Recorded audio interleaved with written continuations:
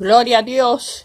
Damos gracias a Dios en este día porque permite una vez más que nosotros estemos aquí para aprender de su palabra.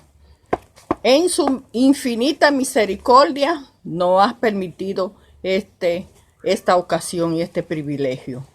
El tema que vamos a estudiar hoy es cosechamos lo que sembramos. Y tenemos que ponerle mucha atención a esto. Cosechamos lo que sembramos. El estudio bíblico de hoy es el número 17 y la base bíblica para el mismo está en el día 1 del 3 al verso 17. Ahí está la base bíblica. El objetivo de la lección dice, primero, saber que Dios castiga la injusticia y controla el destino del hombre. La número 2 dice, comprender que las acciones determinan la felicidad o la desgracia de una persona. Y número 3, decidir llevar una vida correcta de acuerdo con la palabra de Dios. Lo primero es eso, llevar una vida correcta de acuerdo a la palabra de Dios. El pensamiento central dice, todos nosotros somos beneficiarios o víctimas de nuestras propias obras. Y el texto áureo dice así, como tú hiciste se hará contigo, tu recompensa volverá sobre tu cabeza. Está en el día 1:15. Gloria a Dios. La introducción nos habla acerca de lo que nosotros sembramos. Eso mismo vamos a cosechar. Y en la ley de la siembra y la cosecha es equivalente en todas las áreas de la vida, de acuerdo al orden establecido por Dios en la naturaleza, en la sociedad, en la conducta humana y en la vida espiritual. Tú recibes lo que ha dado. Gloria a Dios. Según el grano de la semilla que se deposita, será una planta. Eso mismo va a germinar. Si tú a esa semilla no le depositas agua, no le da mantenimiento de quitarles las hierbitas por el lado, no esperes que esa planta te va a dar mucho fruto. Te va a dar poco fruto porque eso es lo que tú has sembrado. Y no esperes que si tú siembras una mata de habichuela, esa mata de habichuela, en vez de darte habichuela, te va a dar granola. O si tú siembras una mata de plátano, la mata de plátano, en vez de darte plátano, te va a dar auyama. No, es plátano que te vas a dar, aunque sean pequeñitos, que tú no le hayas dado un buen condicionamiento. Pero si siembras plátano vas a cosechar. Es evidente que en la ley de la siembra y la cosecha, como dijimos, por su naturaleza, esos mismos vamos a recibir. No esperemos que nosotros vamos a recibir en una persona, esto es ya en la ley de la vida, en una persona que tú le siembre apatía, odio, repugna, lo trate mal, no espere que esa persona tú vas a cosechar algo bueno de ella. Si nosotros sembramos bondad, sembramos cariño, le sembramos las palabras de Dios sobre todo, que es lo que arregla el hombre, eso mismo vamos a cosechar. Entonces, en este mundo tan equivocado y tan malo como está en estos días, lo primero que nosotros tenemos que sembrar es amor en la persona, sembrar las palabras de Dios y enseñarle el camino de la verdad. En el día de hoy vamos a ver sobre lo que nosotros sembramos, qué vamos a cosechar. La primera clase la tiene la hermana Maggie, la segunda la tiene el hermano Héctor y la tercera la hermana Isabel. Ellos con nosotros. Dios le bendiga, mis hermanos. Tenemos el tema hoy, cosechamos lo que sembramos. y está en el libro de Abdías. Tengo aquí el verso 3 y el verso 4 que dice del modo siguiente: la soberbia de tu corazón te ha engañado, tú que moras en las hendiduras de las peñas, en tu altísima morada, que dices en tu corazón: ¿quién me derribará a tierra? Si te remontares como águila, y aunque entre las estrellas pusieres tu nido, de ahí te derribaré, dice el Señor. En esta parte estamos viendo el libro de Abdías. El libro de Abdías tiene un solo capítulo y es el 4 de los profetas menores. Tenemos aquí que, para ilustrar un poquito más la clase, vamos a hablar y decir de Edom. ¿Quién es Edom? A Edom lo podemos identificar cuando él toma este nombre en el libro de Génesis, capítulo 36, el verso 8 y también el verso 46, el verso 43 de ese mismo capítulo. Edom no es nada más ni nada menos que Esaú. Todos conocemos la historia de Esaú. Cómo Esaú pierde su primogenitura. ¿Por qué? Por la soberbia. Aquí vemos que este pueblo se fue asentado, el pueblo de Edom, porque Esaú fue el padre de los edomitas. Se asentó en la parte montañosa. Ahí este pueblo creció, se hizo grande. Y una de las cuestiones que encuentro en la investigación es que cuando el pueblo de Israel, cuando Jacob viene de regreso de Egipto, le dice a los edomitas: déjanos pasar por tu tierra. Y él le dijo: no te voy a dejar pasar. Pero quiero que hablemos entonces un poquito de la soberbia. Voy a leer aquí qué es soberbia, para que podamos entender un poquito. Dice: sentimiento de superioridad frente a los demás que provoca un trato distante o despreciativo hacia los demás. Edom, como estaba ubicada en una parte alta, en una parte montañosa, se sentía con la seguridad, con la herencia que lleva de Esaú, cuando en una forma despreciativa echa a un lado la bendición de primogenitura que tenía de parte de Dios. ¿Cree usted que un soberbio se hace de la noche a la mañana? Es un sentimiento que va con el hombre, y si el hombre no se arrepiente, va cultivando esos sentimientos que te hacen y te ponen distante hacia las demás personas. ¿Por qué? Porque la soberbia trae orgullo. La soberbia trae una falsa confianza de superioridad que en cualquier momento puede ser derribada. Porque el hombre soberbio no tiene empatía con los demás. Y lo podemos volver a ver también, porque volvemos. ¿Quién es Edom? ¿Quién es ese pueblo que se separa y en su soberbia desprecia los lineamientos de Dios y se convierte en un pueblo sanguinario, que decía en sus adentros: ¿quién me va a derribar a mí? Yo que estoy en las alturas. Entonces, las alturas, ¿qué te hace creer que son las alturas? Te hace creer una falsa superioridad, porque tú estás por encima. Dice: yo puedo ver cuando viene el enemigo y me ataca, no necesito de nadie. Entonces, con su hermano Jacob, los edomitas no tuvieron misericordia. Ellos en las alturas podían ver que el pueblo de Israel estuviera siendo atacado, y bien, no tenían esa empatía, porque una de las cosas que separa al hombre de Dios es la soberbia.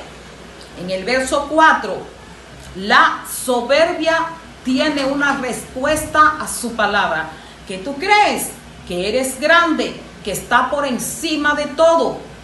Dios dice: aún aunque tú te eleves en las alturas, de ahí te derribaré yo. ¿Qué pasa? Esto también pasa en estos tiempos con la iglesia, con nuestros grandes líderes que se han encumbrado en las alturas. Si ellos pierden de vista la visión, si ellos pierden de vista lo que es la voluntad de Dios, si ellos pierden de vista lo que es la sencillez de aceptar lo que Dios ha hecho en su vida con humildad, ¿sabe lo que hace Dios? Dios lo derriba. Dios es soberano. Bendito sea el Señor. Aquí vemos que después de todas estas cosas, Edom fue atacado. Y dice la palabra en el mismo Génesis que el pueblo de Judá se comportó varonilmente. Cuando nosotros tenemos el conocimiento de Dios, respetamos. Cuando Edom no dejó pasar a Israel, Israel no pasó por sus caminos. Dice que se desvió. ¿Por qué? Porque la soberbia no te hace antipático. La soberbia te hace ver con altivez. La soberbia te separa del hombre. La soberbia te hace altamente ególatra.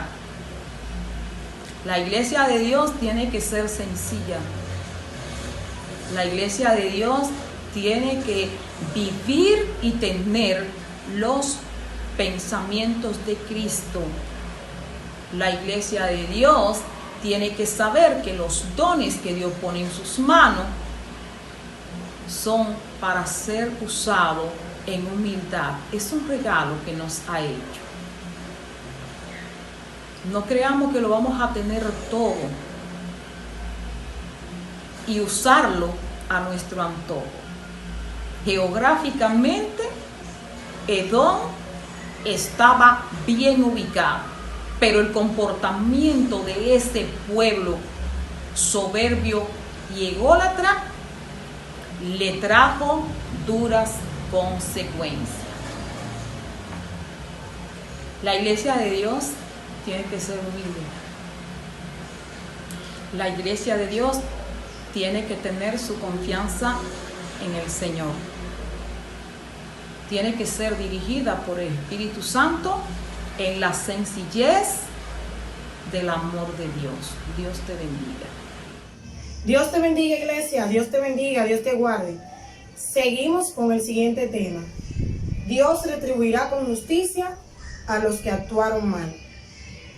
El número 3. En estos versículos nos relata y nos damos cuenta de la consecuencia de nuestros actos, qué consecuencias van a tener sobre nosotros en nuestra vida espiritual y en nuestra vida de día a día.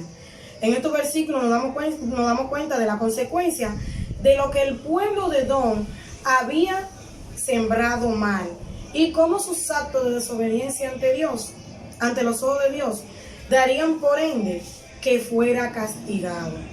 Todo acto de desobediencia, todo acto de fidelidad delante de Dios va a tener como consecuencia ya sea bendición o maldición a nuestras vidas. Nos damos cuenta que este pueblo, descendiente de los hijos de Saúl, descendiente de Saúl,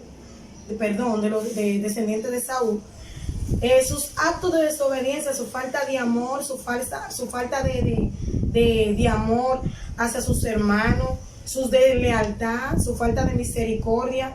¿Cómo es posible que este pueblo, aún a sabiendas de que ellos eran sus hermanos, no se sentían a misericordia por lo que ellos estaban pasando, sino que se confabularon con otros pueblos para destruir y acabar con sus hermanos? Pero todas estas situaciones, todas estas cosas que ellos hicieron, esta deslealtad ante sus hermanos, no quedaría sin castigo, sino que había una consecuencia para estos actos.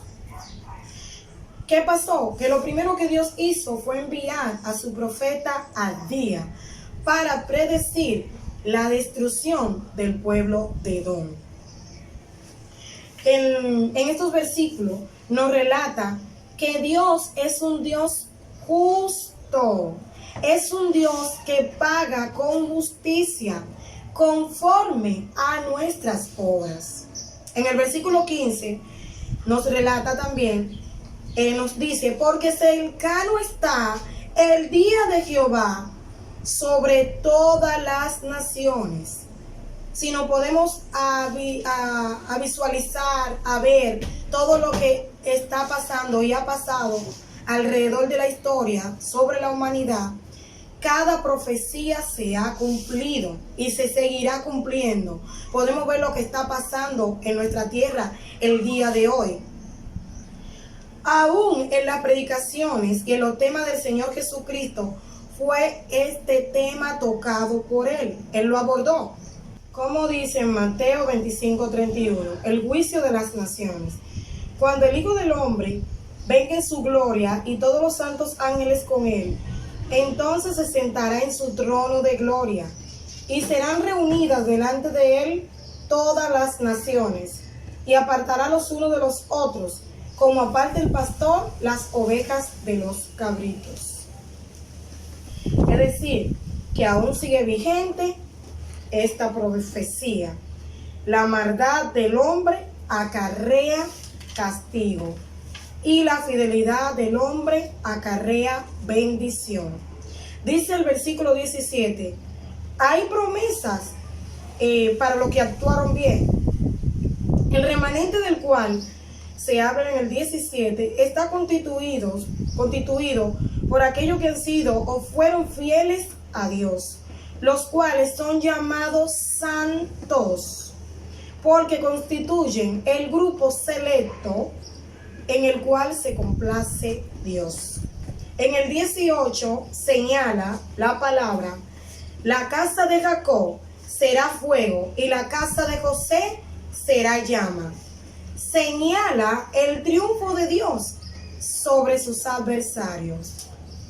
Pero como cristianos podemos a veces pensar, ¿vale la pena sembrar el bien y no ver la cosecha esperada en su tiempo? ¿O ver la cosecha esperada? Sí vale la pena. Dios tiene un día señalado, un día y una hora, para pagar a quienes sean fieles y a quienes deshonren su nombre. Dios te bendiga, Dios te guarde, iglesia. Dios les siga bendiciendo.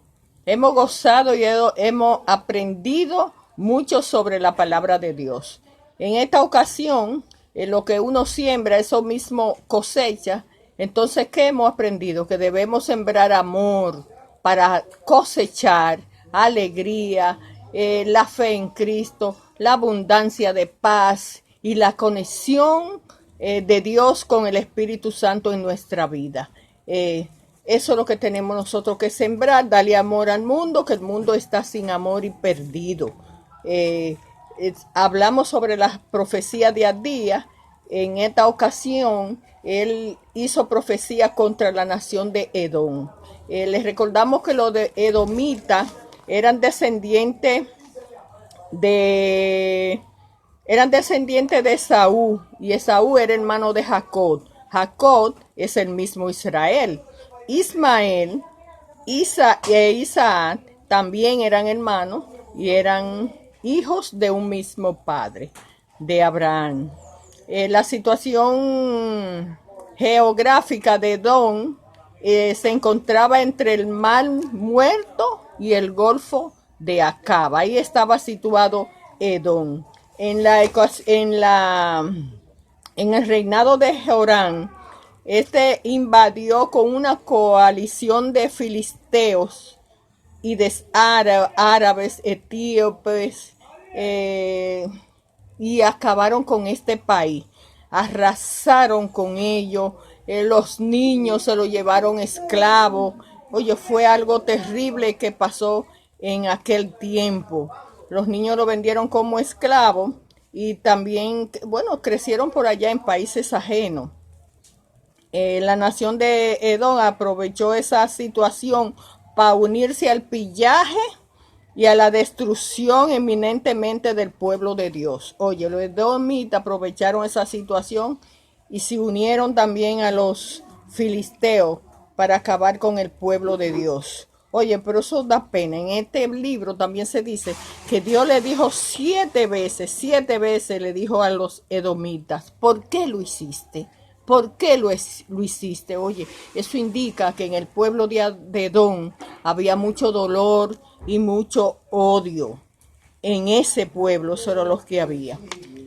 Yo sé que el Señor en esta ocasión nos ha ayudado a nosotros a reflexionar sobre esto, sobre lo que sembramos, qué sembramos en nuestra familia, qué nosotros sembramos en nuestro vecindario, que nosotros sembramos en nuestra propia vida, que vamos a cosechar más luego. Gloria a Dios. La palabra de Dios está ahí, son vivas y eficaces y nos ayudan a cambiar. Todo esto sucedió en el año 500 antes de Cristo. Vamos a hacer las preguntas rápidamente. La primera dice, ¿qué simboliza Edom en la vida cristiana? Esa es la número 1 y es de los jóvenes. La número 2 de los jóvenes también. ¿Cuáles son los 3 profetas que condenaron a Edom por su falta de misericordia? La número 13 de la dama. Enumere 2 primeras acciones por las cuales fue acusado Edom. La número 4 de los caballeros. ¿A qué se refiere la expresión? ¿Por qué cercano está el día de Jehová sobre todas las naciones? Gloria a Dios, algo de lo que está pasando hoy en día. Y la número 5 es libre para el que la quiera contestar. Dice que nos anticipan las señales o señalan las expresiones. La casa de Jacob será fuego y la casa de Jehová será llama. Ahí están las 5 preguntas de todo lo que estudiamos hoy. Aprendimos a contestar rápido con nota de voz y o por escrito. Dios le bendiga mucho. La iglesia El Shaddai sigue con el pueblo de Dios enseñando la palabra del Señor. Dios le bendiga mucho. ¿Dónde estará mi hermano?